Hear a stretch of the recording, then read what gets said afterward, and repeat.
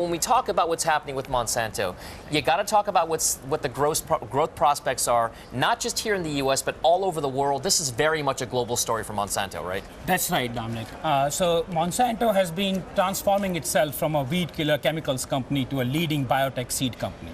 And they have a very established business in the U.S., and now the growth is really coming from Latin America, in particular from Brazil and Argentina. So as you look at the growth prospects, it is very much about some of the emerging markets, places like Latin America or Southeast Asia. What exactly is the bullish case to own? Why do you want to own Monsanto shares or go long the stock? Right. Well, there are two reasons why I want to be long Monsanto's shares. Number one, they indicated a very strong order book when they reported their first quarter results in January.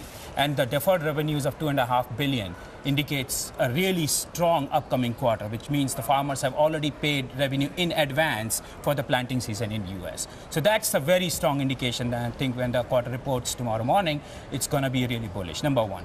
Number two, they're also going to give us an update on how they're moving ahead with some of the patent issues that they have faced in the past, especially in Brazil.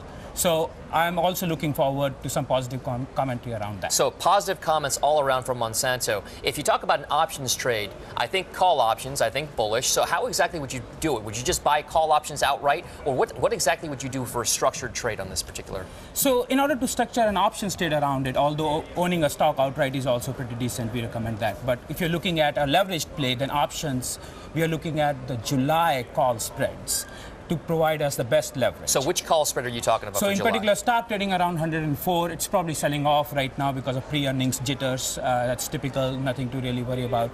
So July 110, 120 strike call spread. So we buy the 110 call in July and we sell the 120 call against it.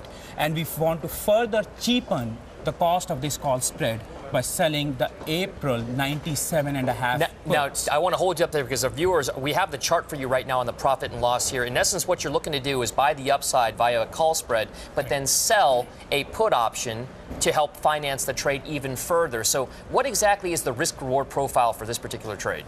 So in the worst case scenario, you end up owning the stock at 5% discount to the current market price.